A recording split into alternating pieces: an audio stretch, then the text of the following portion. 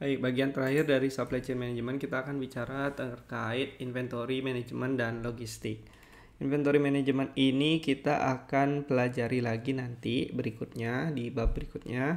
Tapi untuk yang pertama mungkin perlu diketahui bahwa inventory itu diperlukan gitu ya. Kadang-kadang diperlukan karena memang dia direncanakan atau akibat ketidaktahuan kita terhadap suatu informasi. Misalkan kita nggak bisa prediksi nih demandnya berapa, jadi kita butuh inventory untuk kalau demandnya lebih gitu misalkan.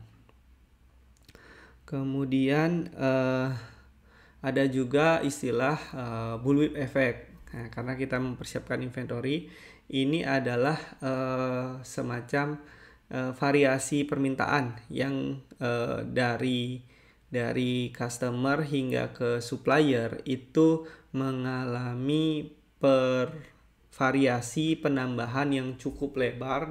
Jadi ketika sampai di hulu dari supply chain, permintaan yang awalnya sedikit bisa jadi diantisipasinya dalam jumlah yang besar gitu ya. Itu bullwhip effect.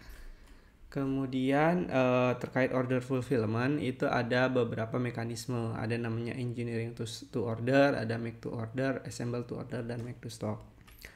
Nah, berikutnya terkait logistik. Di sini kita hanya bicara surface-nya saja ya.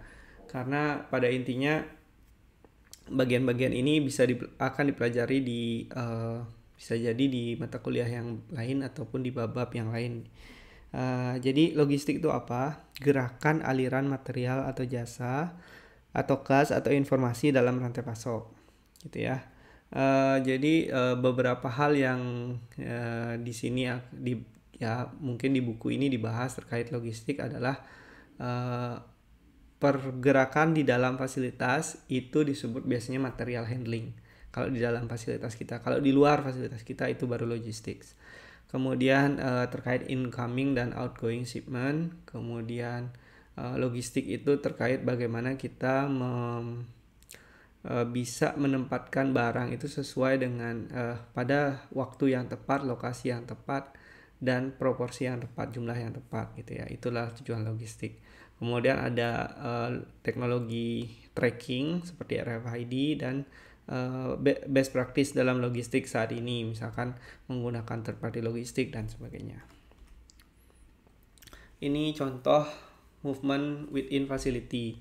Jadi kalau dalam fasilitas ini disebutnya material handling. Kalau dia udah keluar ke fasilitas yang lain ataupun ke dalam rantai pasoknya itu disebut logistik. Oke. Incoming dan outgoing shipment ini adalah salah satu contohnya adalah traffic management, adalah manage shipment yang masuk dan keluar dari organisasi kita. Kemudian ada terkait tracking barang begitu ya, ada teknologi namanya RFID, saat ini sudah sangat banyak sekali digunakan.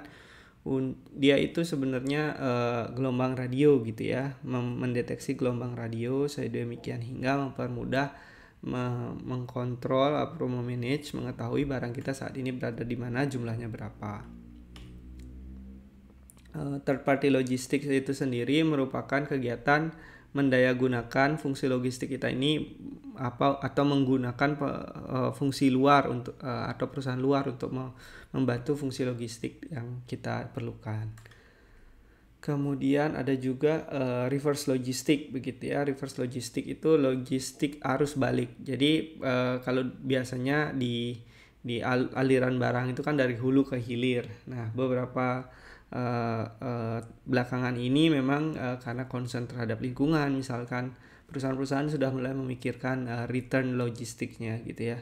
Jadi managing returns ini, nah ini kegiatan-kegiatan ini disebut dengan reverse logistik. Oke, nah demikian kira-kira terkait procurement dan logistics.